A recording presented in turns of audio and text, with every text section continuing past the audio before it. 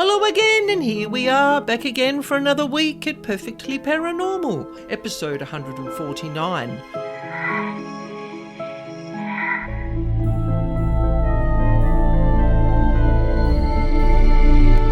My name's Annaschmidt, and I'm here every week to share with you true paranormal encounters and information about devils, demons, and dark energy beings that no one else talks about.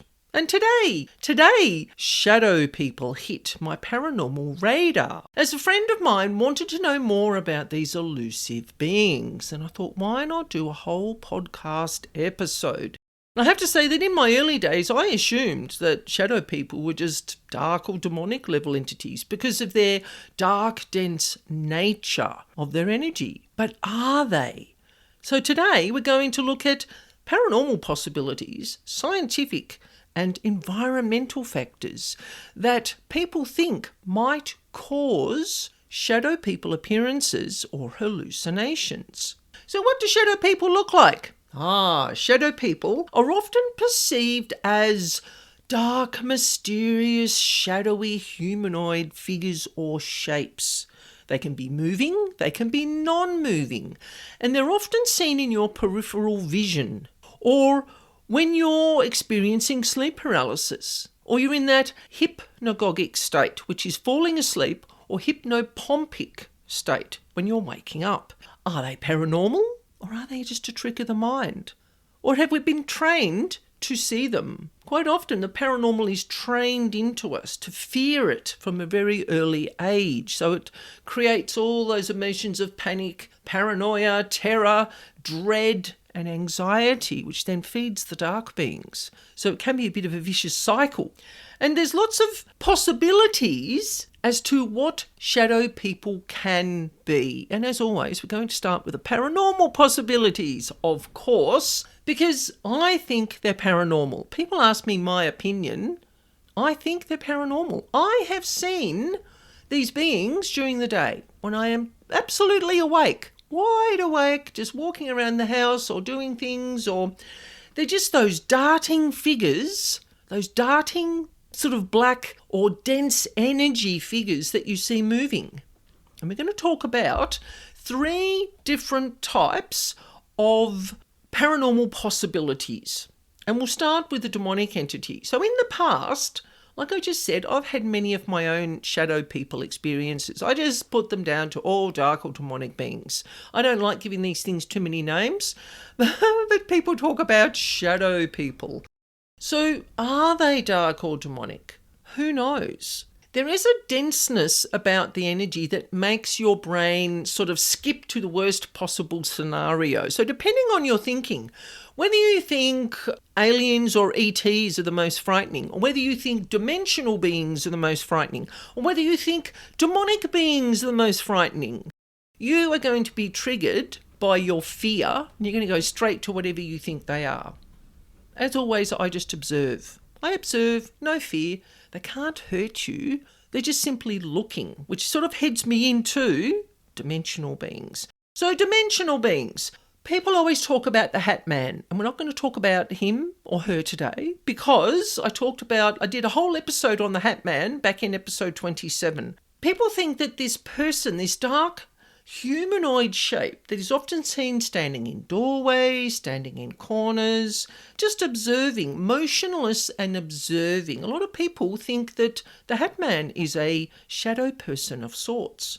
I mean, could the Hat Man be a cosmic being? Who knows? Who knows? This is what got me thinking, because I always go down the rabbit hole when it comes to looking at paranormal occurrences.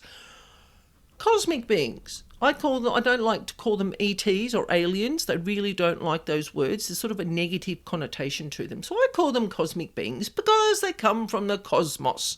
When cosmic beings are here observing us, do they cloak themselves in a shadowy veil as they wander around the earth, in and out of people's homes, watching people? And our visual perception sees them as a dark, shadowy shape. It's a possibility. And the other thing too with dimensional beings, there are so many dimensions. I mean, I can't talk about this from a scientific perspective because I'm an energy worker and my brain goes straight to energy. But there's so many dimensions that are all overlapping, all at the same time, all in the same place. And it's no wonder that we see each other from time to time. I mean, who's to say that the dimensional beings aren't wondering why they're seeing us in their reality? I mean, does the defined appearance of how we look or they look get fuzzed out into these dark sort of humanoid shapes when you're seeing through those dimensional veils? I mean, who knows? Who knows? It's just one of those things. I like to offer lots of different perspectives, but it wouldn't surprise me. Now, the third option for what shadow people might be, from a paranormal perspective, are they jinn, which is a type of energetic being. They're not dark, they're not demonic. I did a whole episode on jinn back in episode 144, where jinn, and they're not genies, they're not the blue guys that come out of Aladdin's lamp. This is a totally different type of entity. In some Middle Eastern stories and traditions, this is what I found online, that shadow people are thought to be jinn. Now, jinn are interdimensional shape-shifting beings. This is who they are and what they do. They're an interesting energy being. I think I've had a few experiences with jinn, more so than the demonic beings. Like I said before, I just used to tend to lump everything into spirits, dark or demonic beings or elementals. They were my 4 categories. Now I've added jinn.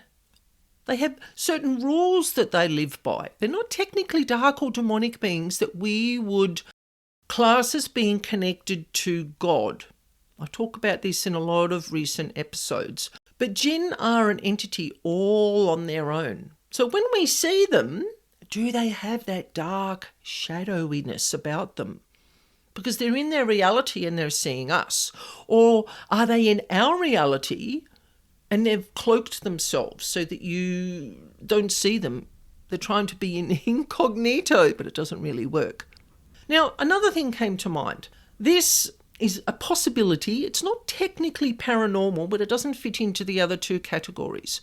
Are shadow people human beings remote viewing into people's homes or around people? Are we seeing them in a hazy, shadowy state? It's another possibility. No one has all the answers about what shadow people are. We can just simply put it out there, all the different possibilities, and you pick which one works for you the best. I simply just observe them all. I've had a few here. Quick story. I came home one day, I'd been out somewhere doing something, and I came home and there's no door between my kitchen and my lounge room. And on the corner of the doorway, I saw this black hand as I'm, coming towards my kitchen bench to put down a bit of shopping, a few groceries. And I saw this black hand, and as I just quickly looked around the corner, I saw this black shape in a humanoid figure. Now, it wasn't shadowy, it wasn't hazy, it didn't feel like a dark or a demonic being. It was simply something that was there. It was quite funny. It looked a bit like a gingerbread man, out of the Shrek movie. The giant gingerbread man you see at one stage. But it was black, and it had white dots for eyes, and you could just see this sort of white marking where its mouth was. And I think I saw it for maybe 3, 4, maybe 5 seconds, and then vanished, gone. I wasn't half asleep. I wasn't half awake. I wasn't on any drugs, hadn't had any alcohol. I was simply doing my shopping, coming home, and there was something in my house. I find this stuff fascinating. I really, really do. Like, it just disappeared. I don't know where it went. I mean, it didn't frighten me, but I probably frightened it. Anyway, let's move on to the sciencey approach. Now, if you look up shadow people online, there are lots of possibilities that scientists say can be psychological or neurological possibilities as to why the brain sees these formations and goes, right, yeah, that's a person, that's got to be a dark or a demonic entity or a shadow person, where it might just simply be your brain misinterpreting something in front of you. Like that being that I saw, the gingerbread being, we'll call him that. Was that being just simply travelling through our reality and it just stopped and it just happened to be in my home? It really can blow your mind if you think about this stuff too much. It gives you a bit of a headache. Anyway, back to the sciencey approach. So we're going to look at sleep paralysis, sleep deprivation, mental health conditions, and recreational drug usage. Now, these are all possibilities because brain function being altered in certain ways because of certain stimuli. Are we seeing these shadowy shapes for whatever reason? So we'll start with sleep paralysis because everyone loves talking about sleep paralysis. People say that they often see shadow people during sleep paralysis in those sort of half-awake mind state. I've seen them, like I just said, with our dark gingerbread man, just walking around my house in the middle of the day. I've not experienced sleep paralysis, so I can't really talk about that. It's not something that I have had happen. I'm so switched on to the paranormal that I see these beings all the time, and it's not a problem. They're just dimensional beings doing their own thing. Now, they're not spirit energy, I can tell you that for sure, because spirit beings, which are people's soul energy that's left their bodies, sometimes they're wandering the earth for different reasons. They haven't transitioned into the afterlife. They're usually not dark and mysterious. Even if they're slightly naughty people who've got negative intentions, they don't have a darkness about them. Now, I can say that because when I see spirits, I've seen all sorts of different spirits, good, bad, neutral. You sort of see them in your mind. You will see them in your third eye chakra. You will see people's faces. You might see them wearing their favourite shirt or their dress or their favourite brooch that they had on, or a big defining moustache that I saw one day, which was rather interesting, connected to a house clearing job I was doing. The spirit in the house showed me who he was simply by showing me his moustache and his eyes. That was it. And the homeowner knew exactly who it was with a little bit of research. But that was really interesting. I see bits of people when I do my spirit work, when I do my house clearing work. I've never seen a full-blown apparition. It just doesn't happen. Everyone has different skills. It happens in different ways. So in my ramblings, quite often I get other findings. So through saying that, do different people see shadow people in different ways? So if some people want to experience them, do they take recreational drugs? Because they know, when we get down to that, there's a lot of information online about that. Do they know that a particular drug is going to trigger these shadow people experiences? So let's look at sleep deprivation. Some scientific studies, and I've included information like some of my resources that I use to get my information from, are all in the transcript notes. So if you want to have a look at those and you want to do your own research, please do. Some scientific studies state that sleep deprivation can cause the brain's hyper state of alertness to misinterpret what it's seeing. But also too, traumatic events or PTSD can also trigger many emotional responses in people. What you experience can be locked away in your brain for years until something is triggered. Does this triggering then bring forward those experiences? But they're not clear. They can be a little bit shadowy because people are usually, when you're sleep deprived, you're not fully switched on. And if you're going through emotional trauma or PTSD, are you seeing some of your previous experiences? Are they coming forward in your mind and you're seeing them in a hazy state? And you're thinking that they're shadow beings, which is a dimensional being or a paranormal being, where they're actually not. They're just triggered memories that are being seen in a hazy state because you're sleep deprived. Your brain isn't fully alert, fully awake, fully functional. It's a possibility. It's an absolute possibility. Also too, being sleep deprived can come from a lack of vitamin D.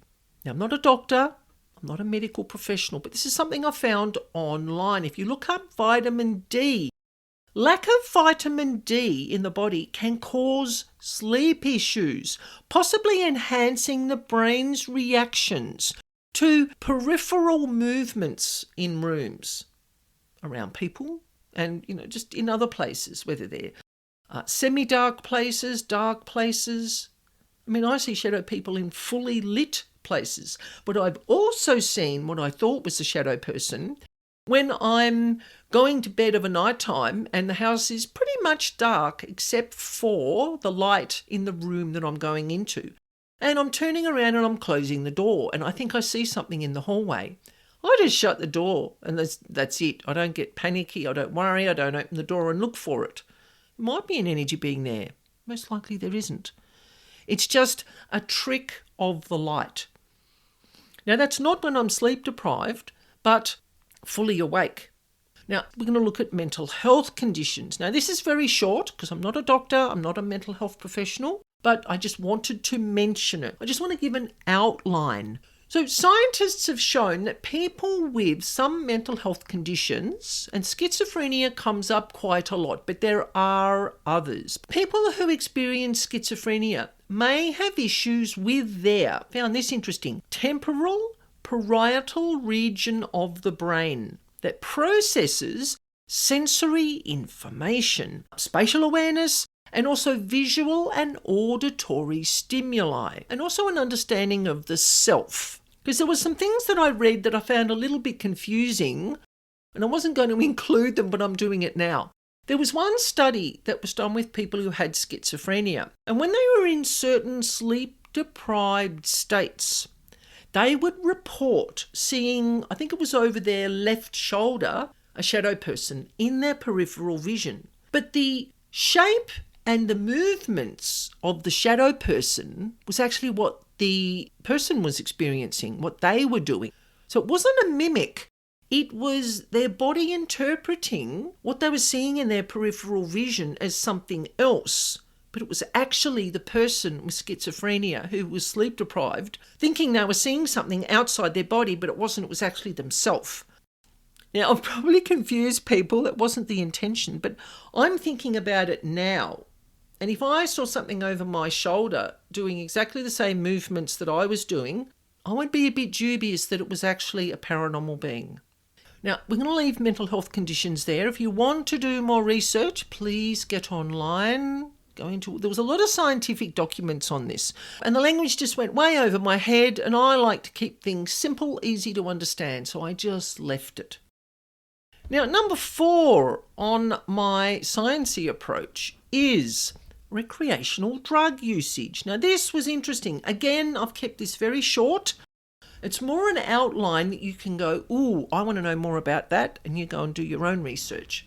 I read online that certain substances, and there was one in particular, methamphetamine, it kept coming up in every article that I looked at, every science article, lots of other places on Reddit and Quora, and just, it was everywhere. People talked about meth and how it can induce visions of shadow people. They were saying that it's mainly because of sleep deprivation and the long-term altered mind states. We're not talking like 1 hour, 2 hours, like we're talking overnight, days, like 3 or 4 or 5 or 6.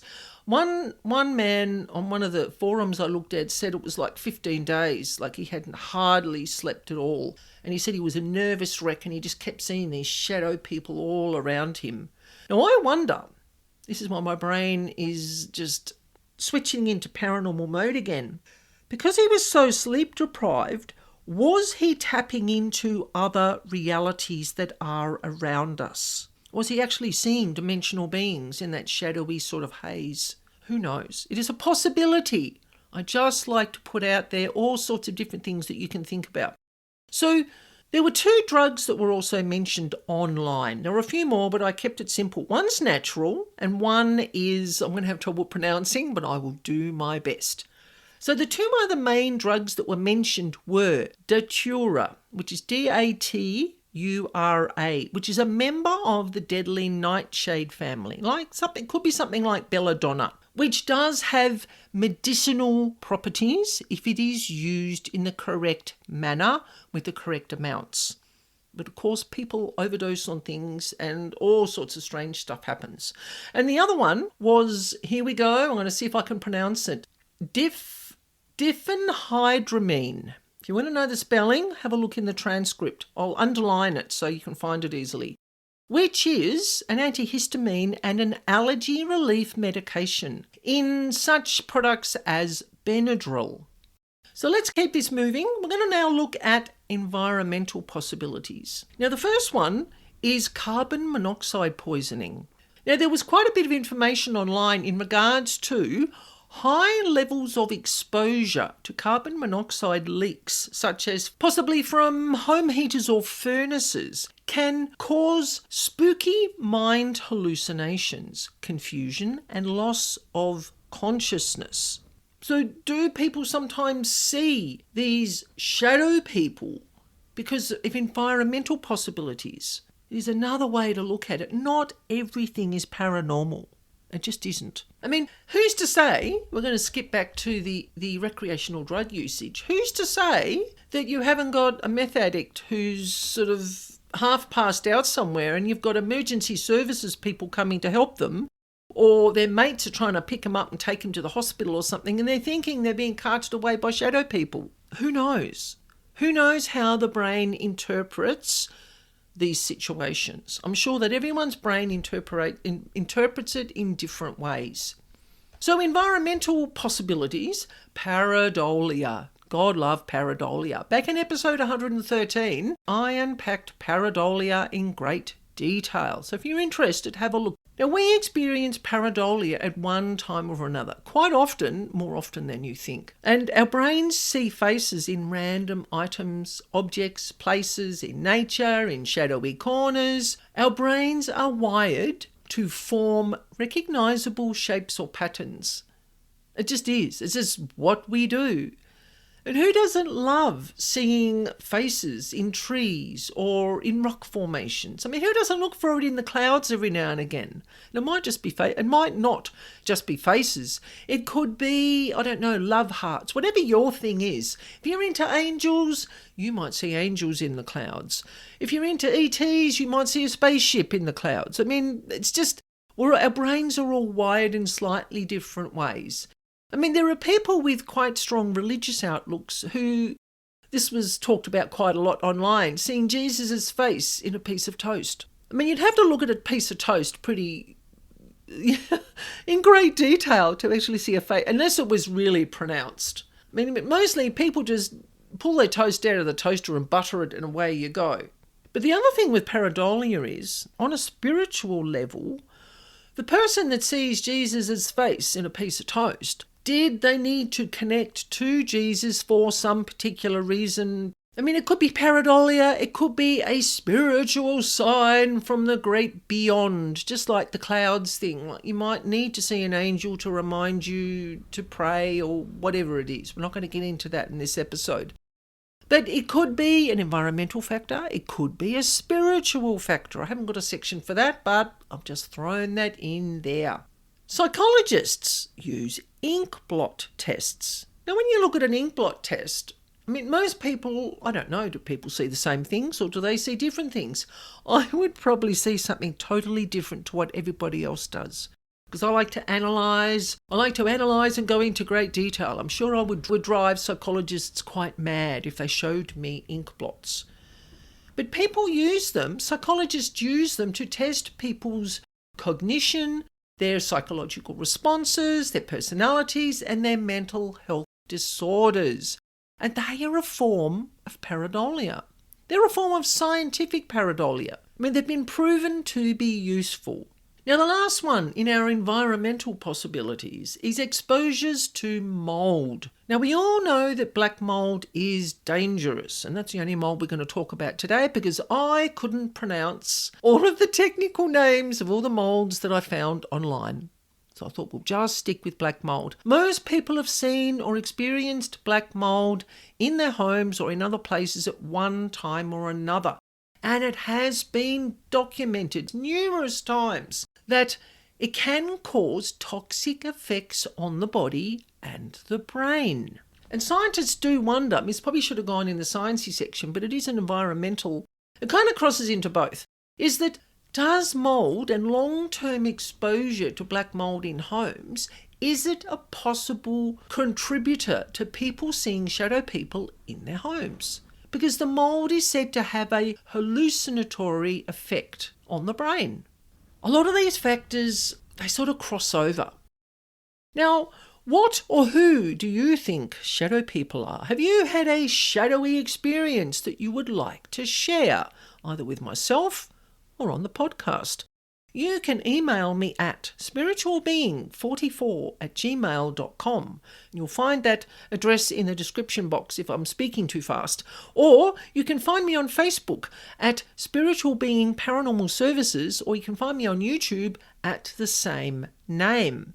So in episode 150, you're going to hear why people often get flu-like symptoms after having energy work, such as Reiki or other types of personal clearing, or even having your home energetically cleared.